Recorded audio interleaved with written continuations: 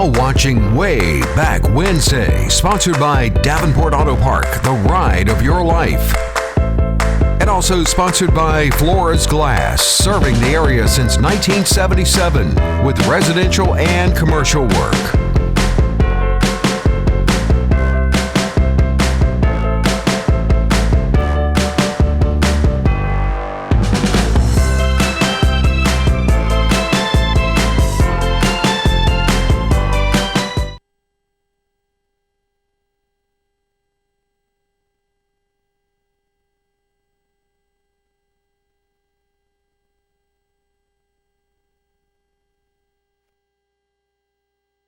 And welcome, folks. Welcome back to Wayback Wednesday. I'm Randy Adcock. So I'm glad you could join us tonight. Get my tongue untangled before the show gets started underway here.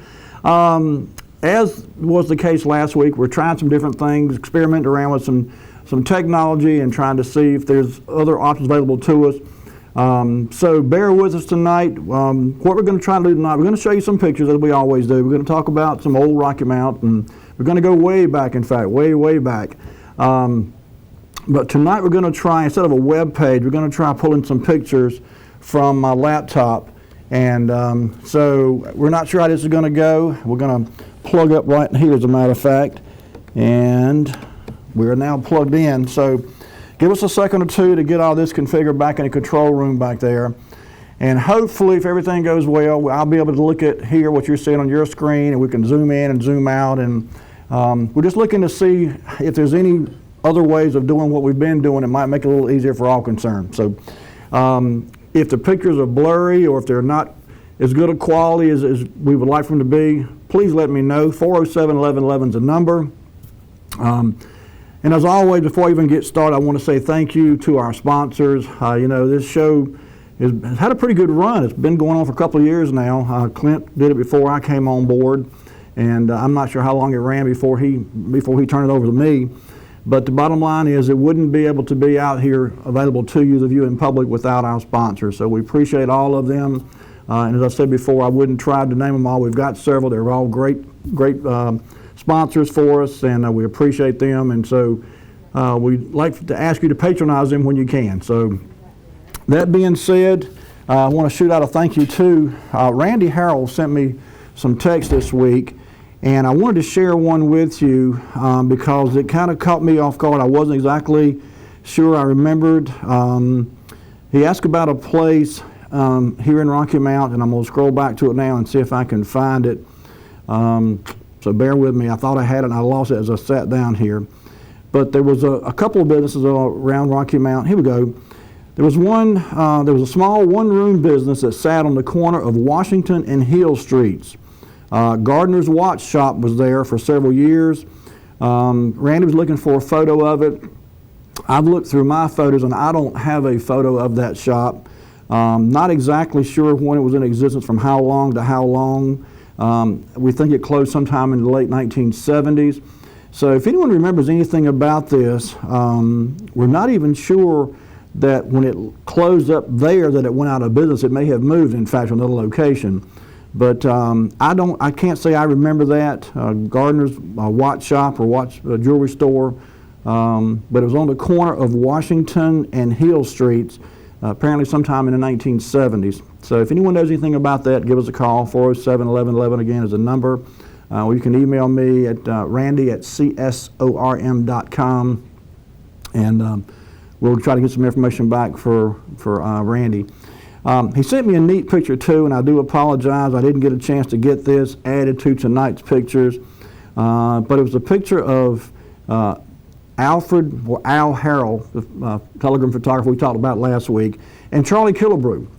We said in a couple of prior shows that they apparently were more than just acquaintances. They were friends and worked together quite often. You know, we can try this. I don't know.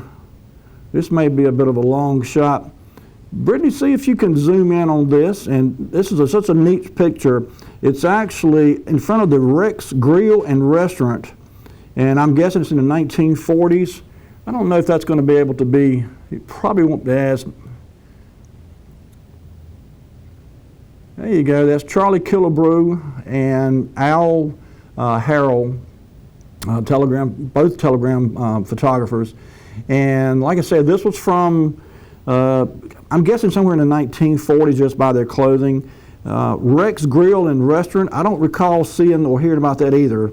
In fact, the newspaper that Al Harrell is holding, I can zoom in on my phone, but there's a newspaper in his satchel here, and there's looks to be a recruiting poster, that's what I'm trying to say, from World War II. So anyway, obviously these guys knew each other and were friends and great acquaintances. If you know anything about any of this, let me know. And again, if that business that was on the corner of Washington Hill Street, a watch shop over there, if you know anything about that, give us a call. Okay, I mentioned at the top of the show, we're trying something new here. We've got my laptop hooked up to the system tonight, and we've got some pictures, and we're going to start off, in fact, with some shots from the city directories. This first one here, I'm going to zoom in for you a little bit here. This is from 1908, 1909 city directory, and a couple things I wanted to point out, and I'm not sure how clear this is going to be on your screen there at home. I'm zooming in with the hope of getting it a little clear here.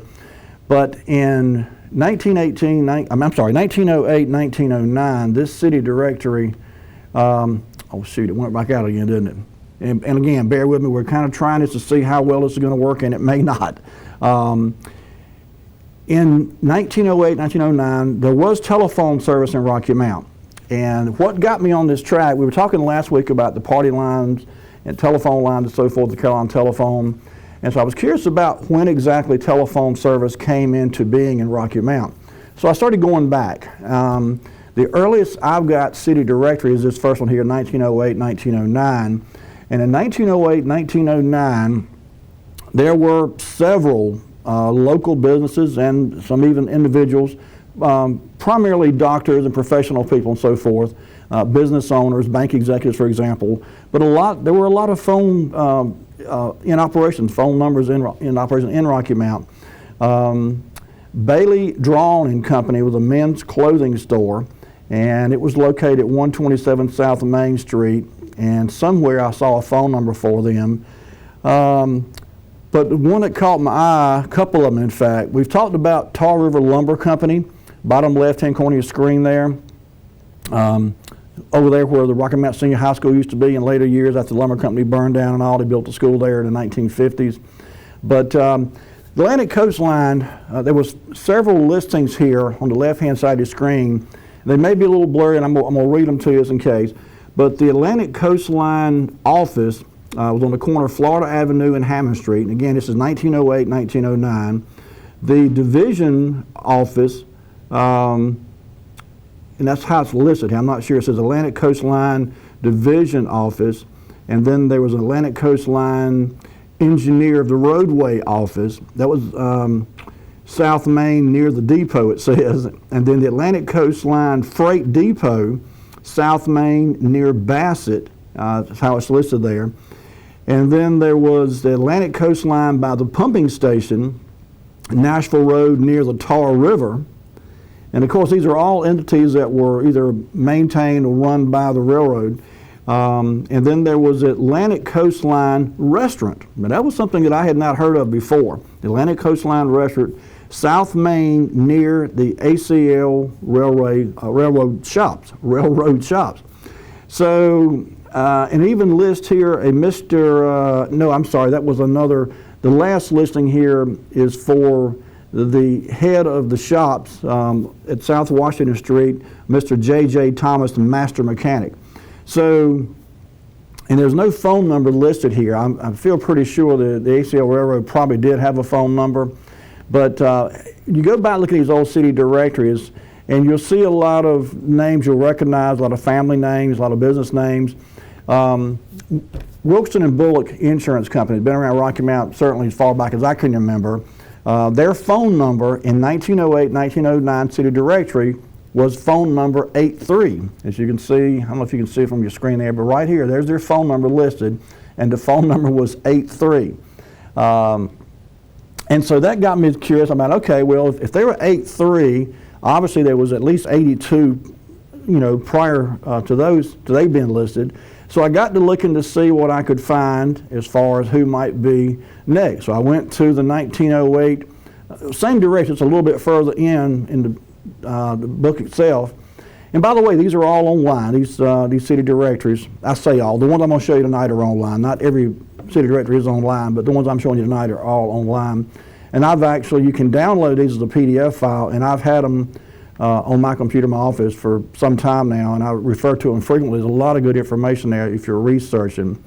But, okay, so again, in 1908, 1909, on page 90, 91 of the city directory, there's a couple more ads that jumped out at me. On the left-hand side of your screen there, you can see Pepsi-Cola Bottling Company, and they had a phone number of 199. Yeah, 199 in 1908, 1909. But just above the L, I'm going to zoom in a little bit more, you can see Kaiser Drug. And guess what Kaiser Drug's phone number was in 1908, 1909? Their phone number was 1. They had a number 1 phone number in Rocky Mount, and I'm guessing they were probably the first customer. I mean, it's possible that someone else had number 1 and went out of business, and then Kaiser Drug got that number after the original holder of it went out of business. But I don't think that's what happened. I think Kaiser Drug was probably the first business in Rocky Mount to get a telephone, and certainly would have been issued phone number 1 if they were the first customer, of course. But and I think I'd seen this before in a prior time, looking at some of these old city directories. But it was just neat again to go back and because it took me a few minutes of digging through here and seeing if I could find it, and it didn't take but a few minutes to find that Kaiser Drug indeed had phone number 1 in 1908, 1909. And I mentioned the family names. There's a lot of family names I recognize here. We're into L's obviously here, but there's a lot of names that the families are still in existence here in Rocky Mount, and I found it to be the case throughout. In fact, when I went to the so that was number 2. When I went to the page 175, we'll bring that up here for you here now. And again, you see some prominent names listed here, and phone numbers again were already in existence. And then, you know, Rocky Mount hadn't been incorporated too terribly long at this point. It's, you know, it was still a very young city, but it was certainly thriving. I read somewhere there was the Rocky Mount population grew over a span of I don't know, a few decades by literally 10 or 15,000 people. I mean, when it started growing, the railroad was largely responsible for that, obviously. When the railroad came through here, that helped increase the size of Rocky Mount. Hotels got built by the railroad down there. Little town sprang up, and certainly things began to go. There was several names here.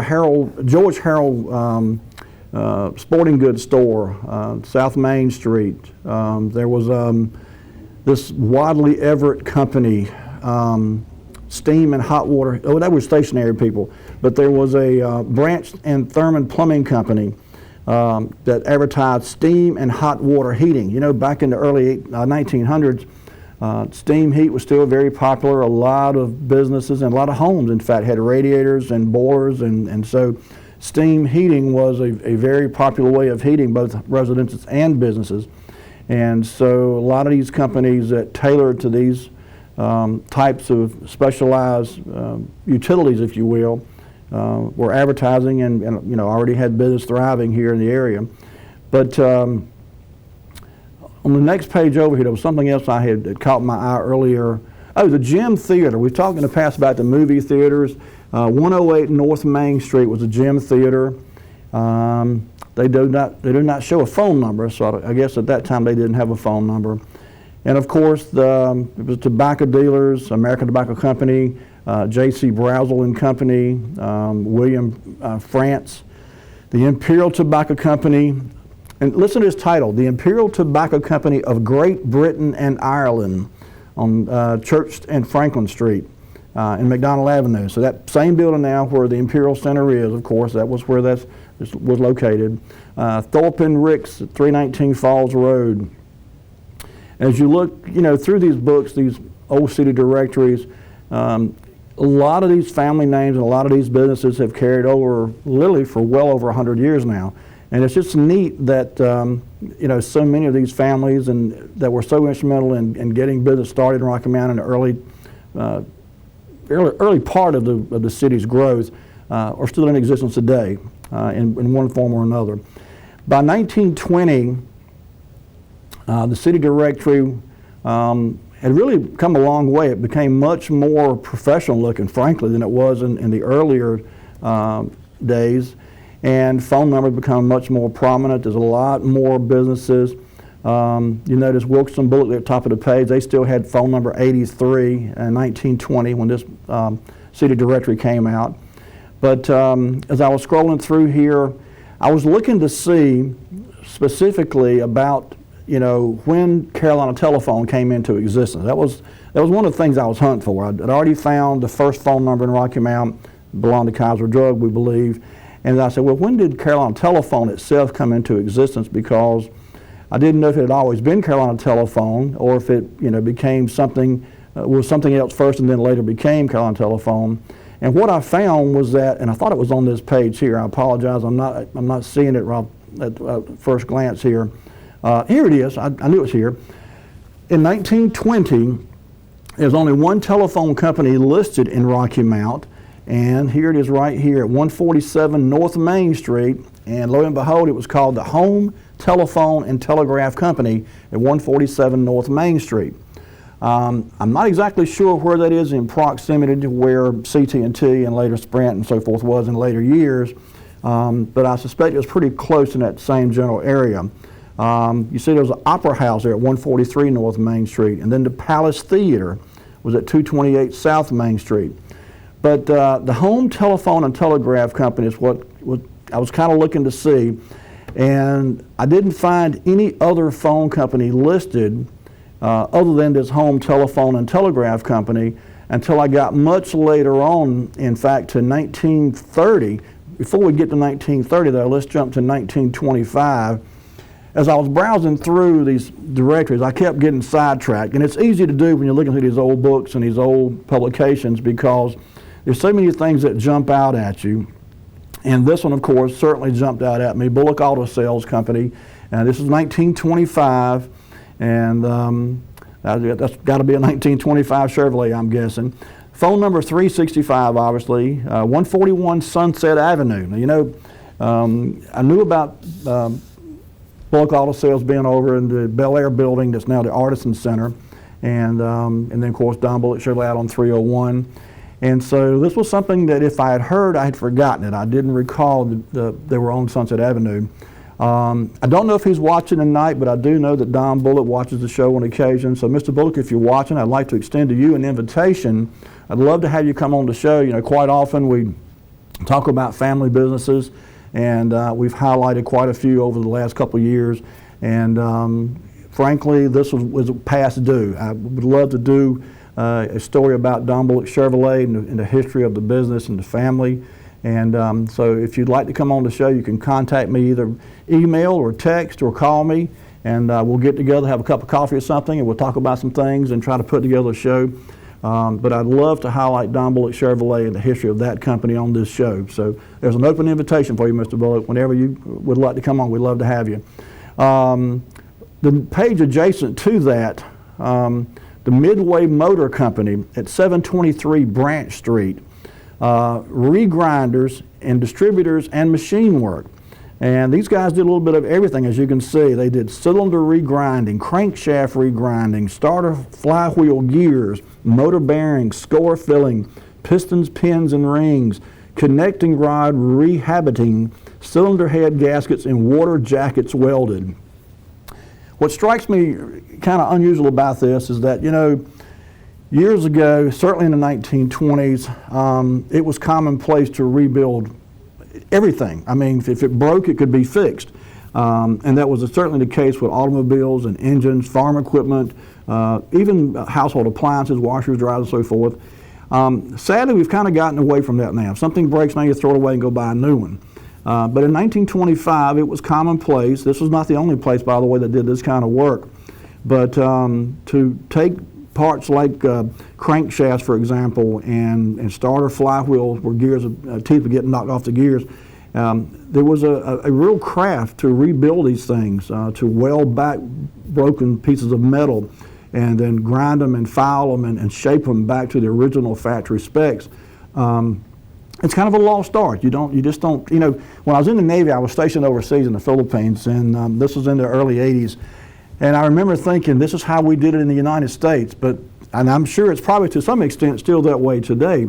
But things that we would go buy a new one and discard the old one, they were still rebuilding in the Philippines when I was there almost 40 years ago now.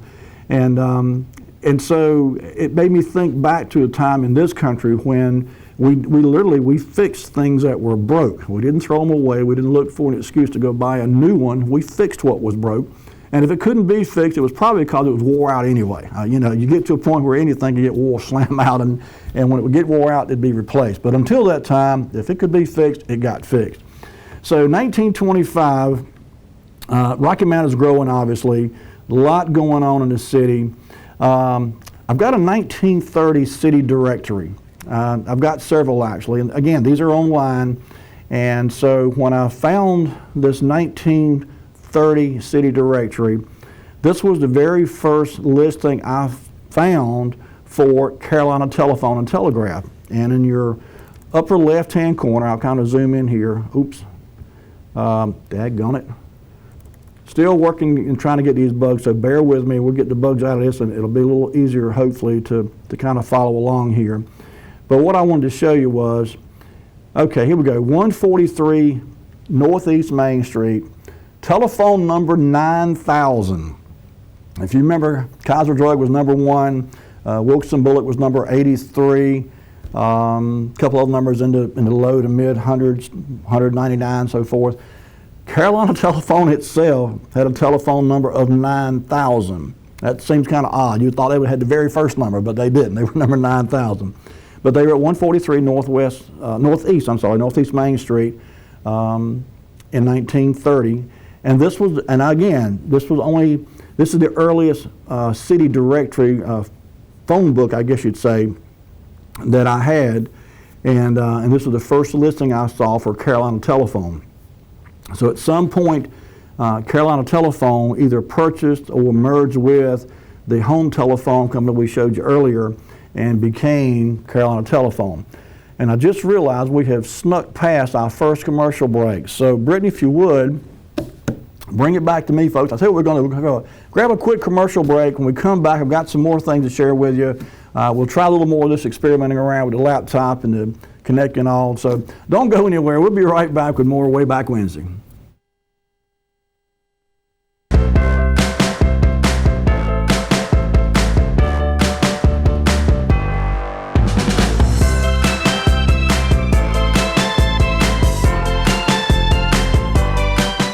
I'm Daniel Moss, owner of Cornerstone Funeral Home, and I'd like to invite you and your family to give our family an opportunity to serve you in your time of need. And we offer a full line of funeral services, everything from visitations to graveside services to cremations on site with a live crematory, as well as a banquet hall to meet the catering needs of our families that we serve. We offer catering service. We offer refreshments prior to visitations and services of our family. And we want to invite you to come and experience the difference here at Cornerstone Funeral Home.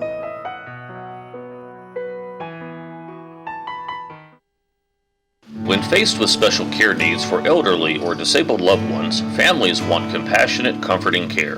That's Tender Touch Home Care Services' goal, providing the level of care we would expect for our own. With over 10 years of home care excellence, Tender Touch provides an array of services that keeps your loved one at home. From personal care, light housekeeping, errands, and meal preparation, to our private duty care program, which combines all of our home care offerings in one package. Tender Touch Home Care Services, where your needs are our concern.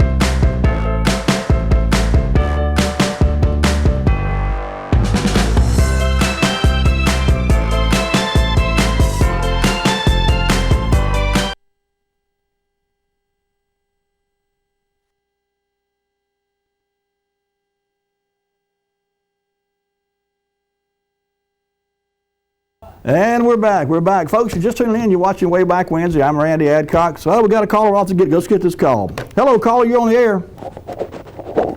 Oh, did I lose you? Caller, you there? Yeah, I'm here. All right. Go right ahead. You mentioned 10 or 12 minutes ago about the Atlantic coastline having a restaurant. Right. Oh, and some about the stuff that ACL had, and I think that restaurant that the ACL had was down there just inside the railroad property where the main gate was, there where Nashville Road and Arnold Adams Wholesale now. That's where the main gate was, and just inside that gate many years ago was where they had a restaurant in there just as soon as you went from city property onto Atlantic coastline property, which would have been on the Edgecombe side of the tracks. Okay, so was it a public restaurant or just like a canteen or a snack bar for the employees of the railroad? I don't know what the details about it, where it was only accessible to people that worked at the railroad. But I'm not sure about that, but I think I've seen something written or whatever about that. And another thing, changing the subject, you talked about rebuilding things. The Soda and Shoe Shop was one of the first businesses in Rocky Mount that rebuilt and remanufactured shoes. And there's an 1893 map for the city of Rocky Mount. I've seen that map. You're right. Soda and Shoes was listed as a business in Rocky Mount in 1893. Right. Edgecombe side on Washington Street, along in there where Moore's Bicycle Shop is currently located at. It's one of the oldest businesses that there was that came about in Rocky Mount. I didn't realize they were in the same spot where Moore's Bicycle Shop is, or just in that area? Not the same building. I think they were in the same block. Gotcha. Okay. I don't know what the physical address was, but the map denotes there are little black dots on a map denoting what, and no address is given. It just shows them and gives a name. Right. I've got that map. I've seen it. I know exactly what you're talking about. Yeah, it's interesting. Sure is. All right. Well, I'll let you get back to where you're at. All right, buddy. Thank you. Good to hear from you. Bye-bye. Okay. All right. So during the break, Brittany and I were talking, and we were looking at some things, and we're gonna try this a little bit more. What we're finding is that she actually, in the control room, has, I think, better control over the images than I have here at my laptop, and that's what we were trying to determine. I think probably we may end up going back to that format, but we want to try a few more things first. We've got, like I said, we've got some more pictures we want to share with you, and that was the last of the actual images taken from the city directories and the phone book and so forth. I think there's one more that's going to actually be a image of, or picture of a newspaper article, and I'll just read that to you anyway. But in 1968, Carolina Telephone was adding on to their building, and I stumbled across this picture, and this is not a great quality picture come out of the Telegram, but Brittany, if you would put this up, either from me or for you, it doesn't matter to me, whichever is going to look the best there. And I'll read you the caption. It says, as with most growing businesses, additions must be made to continue giving customer service, and Carolina Telephone and Telegraph Company is no exception. At present, and I've got to zoom in on this thing because it's a little bit blurry to me too. So let me zoom in a little bit just so, there you go, I'll give you a little better idea. And again, this is 1968, but, and you can see the scaffolding there in place where they were, and it just went right back, where they were doing the work on the building there. But basically what it said was, if I can get back to the, there we go. It says Business Office Manager Bob Hardisher for Carolina Telephone and Telegraph said, additions are being made on our third floor since we have more telephone subscribers making more long distance calls. This addition will add 12 more operators and more storage area. And so, you know, as I said, by this time, 1968, Rocky Mount had, you know, grown quite a bit, got thousands upon thousands of telephone subscribers, and there was a need for more operators and more call management, if you will, and so they started building to the building. Now in 1969, they implemented something that we're all familiar with, and this was something that kind of surprised me when I stumbled across this article. And this is from 1969, April of 69. And this gentleman here is holding a phone and listening to a recording. And what he's listening to is the old time and temperature message. The caption says, Selby Etheridge, district manager for Carolina Telephone and Telegraph, listens in on a line hooked up to the Audiocron machine time and temperature unit. The unit is about the size of a refrigerator and can handle 6 calls at a time. So in this photograph here, he's actually listening to the recordings that would be made by the time and temperature machine. And so the next photograph is actually a picture of this machine. And I went too far. Okay, here we go. This is the machine. It seemed like a jet engine. My first thought was this thing looks like a jet engine. But this is actually the machine that was used to generate the time and temperature recording. So when you dialed 442-5191, and I think that's still the number today, as a matter of fact. It's been that way for, golly, I don't know how many, going back to the 1960s anyway. And then the caption reads, a tiny man inside? Could there be a tiny man inside with a watch and thermometer? No, not really. The cylinder plays a recorded message and gives the time and temperature automatically and continuously 24 hours a day. A counting device records a number of calls daily. So it's a pretty ingenious piece of equipment in 1969. You think about it, because obviously they couldn't have someone standing there receiving phone calls. It would take, thousands of people to do that. So they engineered this machine, and what it does is actually when someone calls in, they could take 6 calls at a time, but as the calls come in, the machine would pick up the call and it would play a recorded message, and it would give you the time and temperature. And of course it had to have input from other devices to get that information, some kind of clock or time device, some kind of weather device to get the temperature. And so it was a pretty sophisticated piece of equipment. It all came together to provide this service to the citizens of Rocky Mount. And this is the gentleman whose voice was on that recording. His name was Don Elliott, and he is the voice, or was the voice, of what's called Audiocron, and his voice is in all messages used by the First Federal Savings and Loan Association for the time and temperature service. And this was 1969, and in 1969, the First Federal Savings and Loan Association sponsored the time and temperature for the city of Rocky Mount. So if you called in, you got a short little message from First Federal Savings and Loan Association, and then you received the time and temperature. And this gentleman here, they used his voice to actually give you the time and temperature, which is pretty neat considering that of all the people that they could have chosen, they chose this guy. So anyway, this next picture here, I found this as part of a newspaper article that was a story I'd never heard before.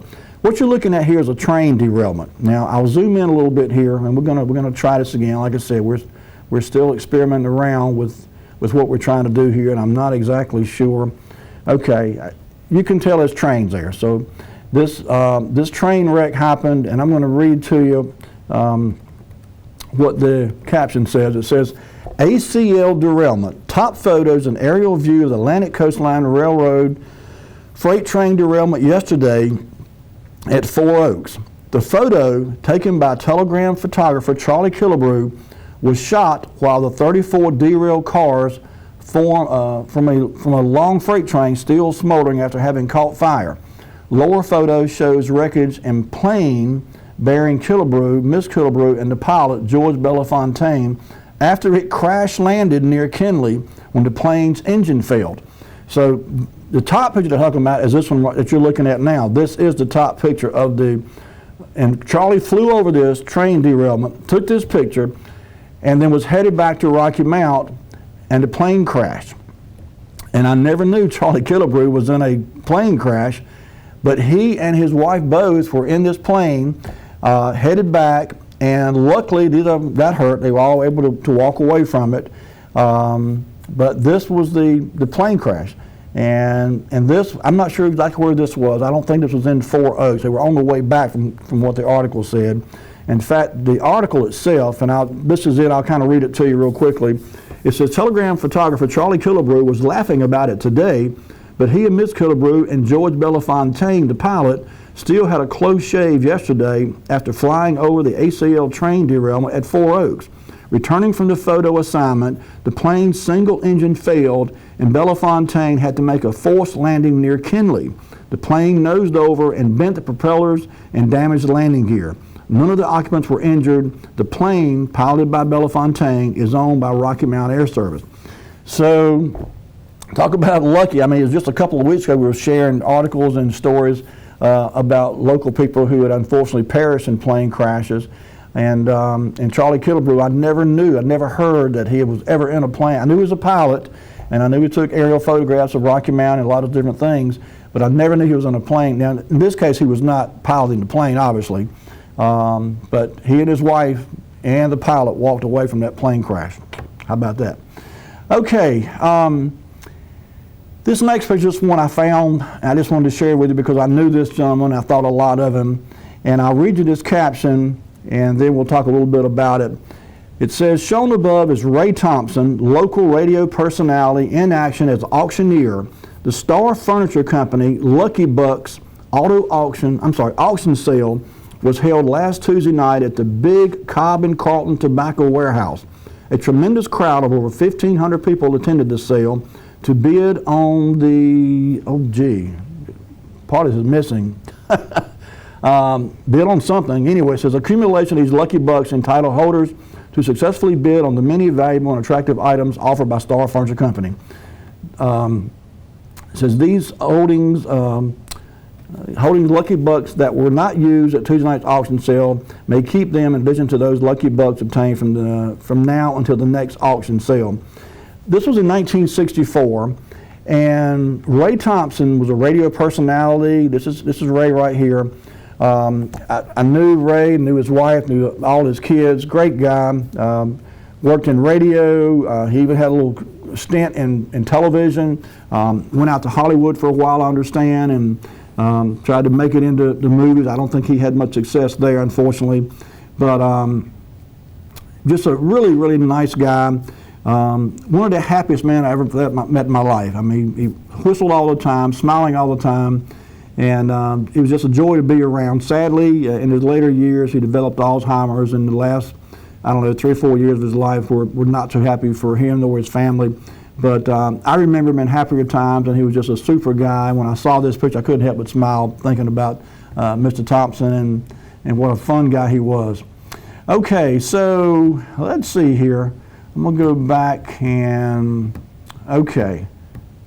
almost time for another commercial break, but I wanted to get a couple of these in real quick too. I stumbled across this. This was, to me, was something neat. It was actually a collection of pictures that were taken by a photographer here in Rocky Mount, and his name escapes me at the moment. It'll come to me shortly, I'm sure. But anyway, there was a train ride from Florence, South Carolina, up to Rocky Mount, and northbound train, obviously. And so they let this Rocky Mount Telegram photographer get on board and ride with the engineer. Engineer's name was L.E. Bridgers. And so he rode, the photographer rode with the engineer all the way from Florence back to Rocky Mount, North Carolina.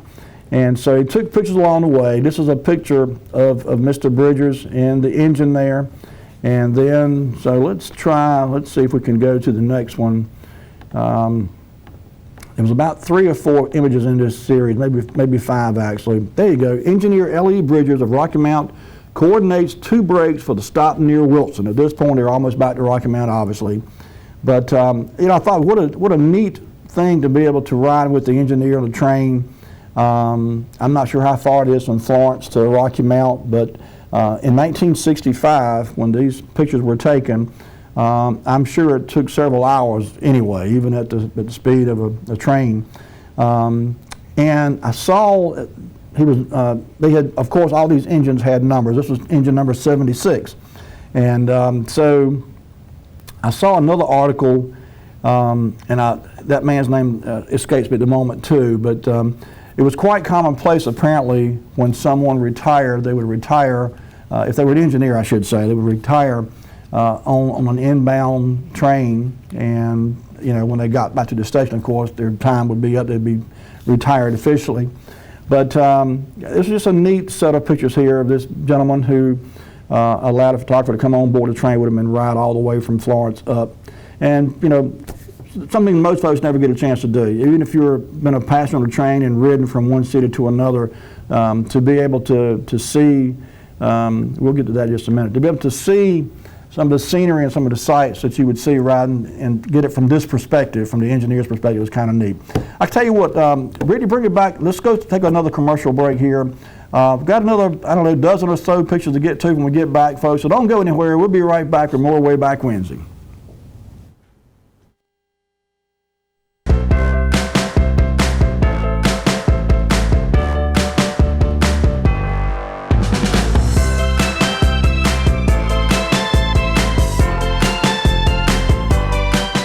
I'm Daniel Moss, owner of Cornerstone Funeral Home, and I'd like to invite you and your family to give our family an opportunity to serve you in your time of need. And we offer a full line of funeral services, everything from visitations to graveside services to cremations on site with a live crematory, as well as a banquet hall to meet the catering needs of our families that we serve. We offer catering service, we offer refreshments prior to visitations and services of our family, and we want to invite you to come and experience the difference here at Cornerstone Funeral Home.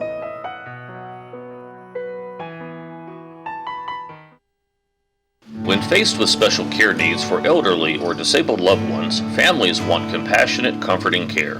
That's Tender Touch Home Care Services' goal, providing the level of care we would expect for our own. With over 10 years of home care excellence, Tender Touch provides an array of services that keeps your loved one at home. From personal care, light housekeeping, errands, and meal preparation, to our private duty care program, which combines all of our home care offerings in one package. Tender Touch Home Care Services, where your needs are our concern.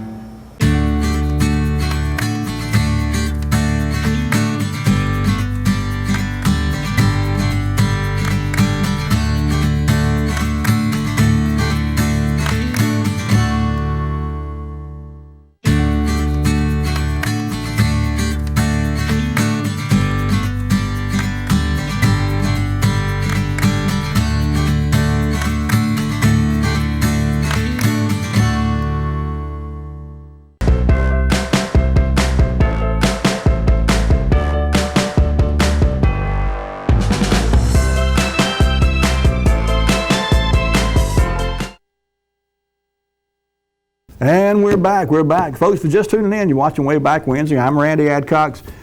We're toying and playing around with some technology tonight, just trying some different things. We've got a call. Let's get this caller out to get. Hello, caller, you on the air? Oops. Caller, you there? I'm here. Can you hear me? Yes, sir. We got you now. All right, Mr. Bridges, that was a locomotive engineer with Atlantic Coastline Railroad, had two children that went to school with me, Rocky Mountain City Schools. Okay. He lived in those years in 937 Sycamore Street. And, okay. I've heard stories told. He had one of his sons wound up going to college down there, I think around Dunn, what was that college down there? Bowie's Creek. Bowie's Creek, mm-hmm. And that he would wind up making arrangements for his son to come out there, and he would stop the train and pick his son up and bring his son home on the weekend from down there where he was going to college. I don't remember exactly where it was at, but both Mr. Bridges, his name was Ernest, and he had a son named Ernest Bridges that was in the class of 1960, and he had a younger brother. That guy had a younger brother who was in the class of 1963. I knew both of them. I carried their newspaper at 937 Sycamore Street in 56 through 60. What did Ernest Bridges, his son, do? That name rings a bell with me. All right, that man that was the railroad engineer, Ernest Bridges, was a builder in Rocky Mountain, developed property. He's not living. He was a couple of years older than me, but he's been dead a few years now. Okay. So did he have a son that was Ernest Jr.? Well, the one named Ernest Jr. would have probably been the one that was my age that would have graduated from high school in 1960. I got you. Okay. So you don't know what he did when he got out of high school, or was he the building contractor? I ended up getting into building business and developing property. I see. Okay. That's probably who I'm thinking about. I knew that name rang a bell, but I couldn't figure out where I knew it from, but that's probably it. He was Bridges and Robert Bridges. Their daddy was a locomotive engineer for the Atlantic Coastline Railroad. Gotcha. All righty. Okay, buddy. Appreciate it. Goodbye. All right, we'll see you. All righty. Okay, so, you know, a lot of these pictures tonight are just things I stumbled across. I didn't really have a theme in mind when I started, and that's quite often the way things come together for this show. I'll go looking for one topic and stumble across other pictures. During the break, I did try some more experimenting around my laptop here, so I apologize. I know we've been a little bit haphazard here with what we're trying to do, but we were just trying to see, frankly, if what we have been doing in the past is the best way to do this. I've about come to the conclusion it probably is, but we didn't know till we tried, so we're trying. Let's go back into our pictures, if we could, Brittany, and number 20 is a picture that was actually taken in 1966, and I don't know if you can recognize this gentleman here. Let me zoom in. It may make it a little easier to try to recognize him. And you may recognize that location. This was August of 1966. The location is Tarrytown Mall. And that gentleman in the middle of your screen there is none other than Soupy Sales. In 1966, Soupy Sales starred in his first movie. And he and his co-star, Beverly Adams, came to Rocky Mount on a publicity tour, whatever you want to call it. Oh, we got a call. Let's get this caller. Hello, caller. You're on the air. Hey, Randy, this is Randy number 2. Hey, buddy, how you doing? Hey, man, look, that Soupy Sales was at the Tarrytown Mall. I was there, and I got a signed, autographed picture of him and kept it till probably 1990s, I guess, or later. No kidding. Like it was yesterday. You know, Tarrytown Mall, daggone, it caught on fire not long after that, and the fireman fell through the roof and was killed. Yeah, I remember hearing about that fire. I sure do. Mm-hmm. Tarrytown was just built. It wasn't even 6 months old when he came there, and within the first year, it caught on fire. And let's see, they remodeled the whole Tarrytown Mall and put that little sunken area where they would have the Christmas carolers every Christmas. Out in front of Roses, yep. And Roses singing there, but Soupy Sales, I mean, that just as good. That brings back some memories there from that old picture. I'm surprised you found that. Yeah, I was too. I sure was. Okay, buddy. Well, look, thanks for watching and thanks for calling in. All right, man. Good talking to you. Bye-bye. You too. Bye-bye. Okay. So, yeah, Soupy Sales and Beverly Adams have starred in this show, this TV show. I'm sorry, this movie. And they came to Rocky Mount as part of this publicity tour to, just kind of get some interest and exposure for the film. And so let me go back and I'll show you the next picture. And this is Soupy and his co-star, his two co-stars. That's Beverly Adams on the right, of course. And the chimpanzee, I'm not sure. I looked for a name and could not find a name, but that's Soupy Sales, Beverly Adams, and the chimpanzee. And the name of the movie, Birds Do It Too, I think was the name of the movie. But it came out in 1966, and it was Soupy Sales' first movie. Now, many of you may remember him from What's My Line? I mean, he appeared on several game shows throughout the 1960s, even into the early 70s. Really popular, really funny guy, just a really hilarious guy. And he was the caption under those pictures, and I'll read it to you because it's a little blurry on your screen there. It says, waving hands and screaming voices surrounded television comedian Soupy Sales at Tarrytown Mall on Monday. Soupy came to Rocky Mount to promote his first movie, Birds Do It, which will open Wednesday in the Cameo Theater. He appeared for 30 minutes with Beverly Adams, his movie co-star. Oh, Judy the chimpanzee. There you go. There's a name of the monkey. It's chimpanzee. It's Judy, which also performs in the comedy. Before leaving Rocky Mount for Wilson, Beverly and Judy, posed outside the shopping center for telegram photographer Charlie Killebrew. Soupy is a native of Franklinton in Franklin County, but he started his entertainment career in Huntington, West Virginia. So how about that? Soupy Sales was actually from North Carolina. I never knew that, from Franklinton. But like I said, it was a big deal, lots of folks there, and it was Soupy and Beverly and Judy the monkey, chimpanzee, excuse me. All right, this next picture here was actually from 1968 also, or 68 I should say, the prior one was from 1966, but in 1968, the Rocky Mount Children's Museum had undergone a renovation and expansion.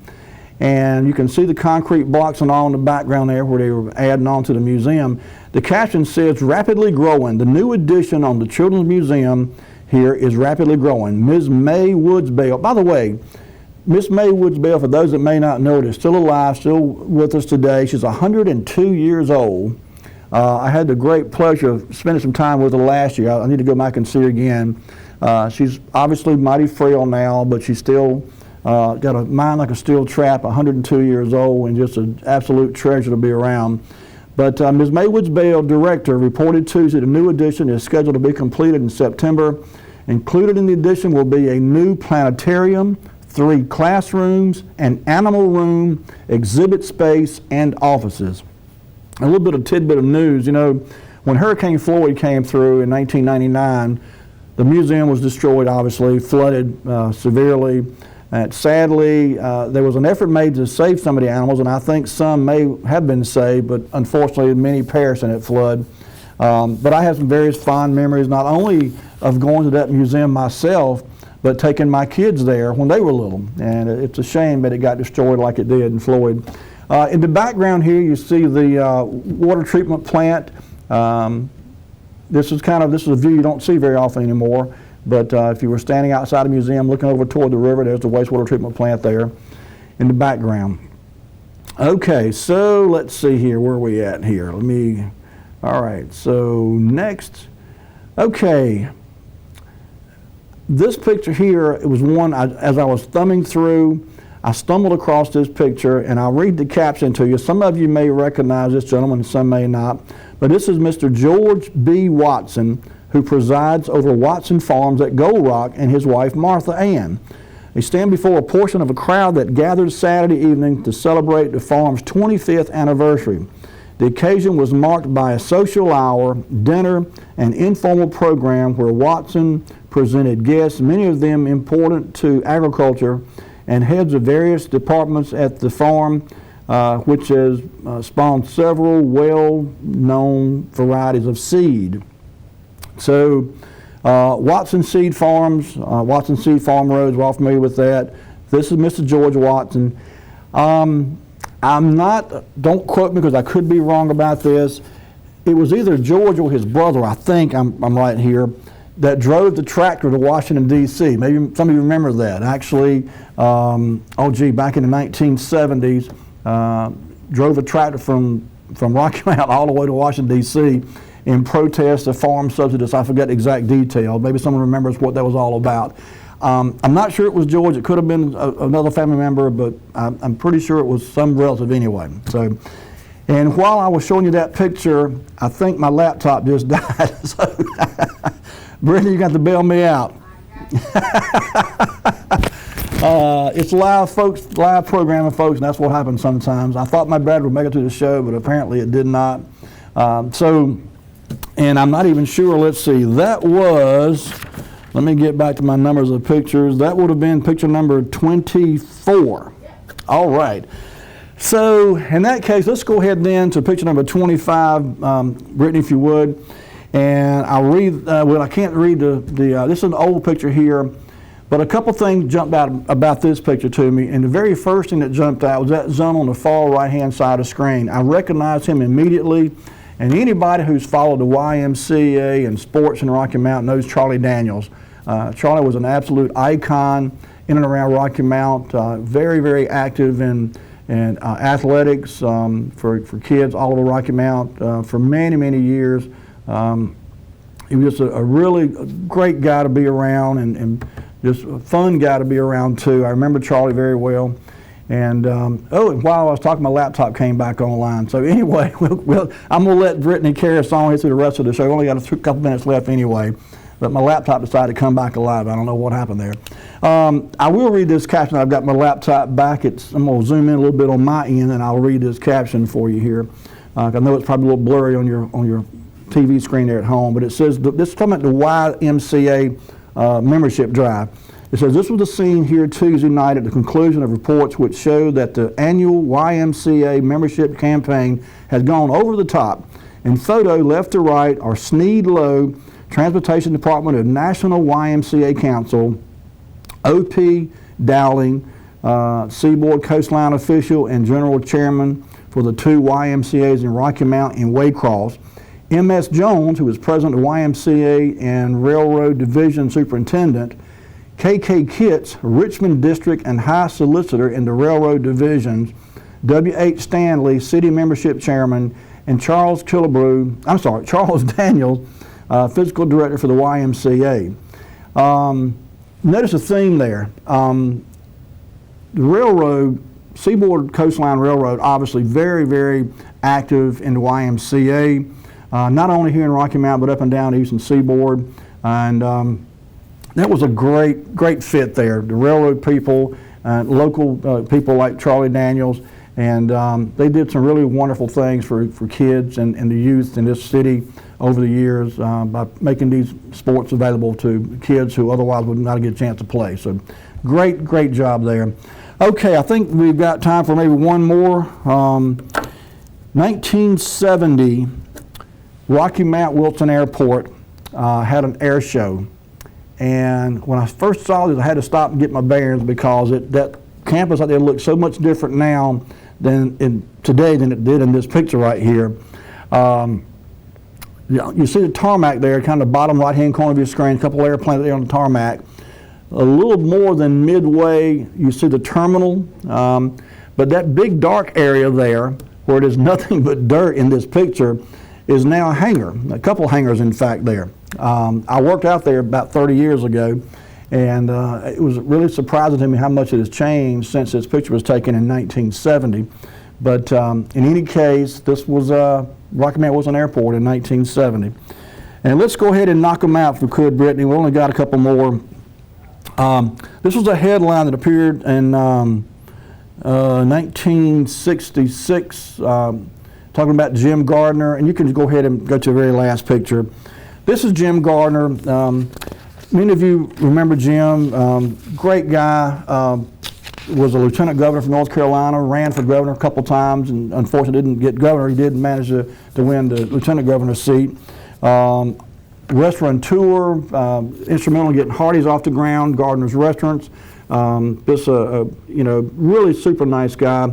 Like a lot of businessmen who were successful, he had his ups and downs, and he would be the first to tell you that not everything he tried was successful.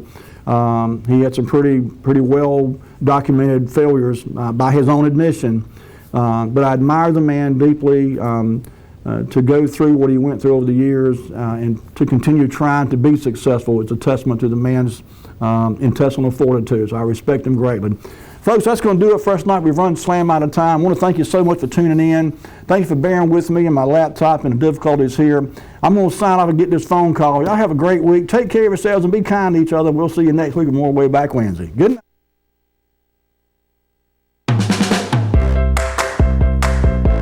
You're now watching Wayback Wednesday, sponsored by Davenport Auto Park, the ride of your life. And also sponsored by Flores Glass, serving the area since 1977 with residential and commercial work.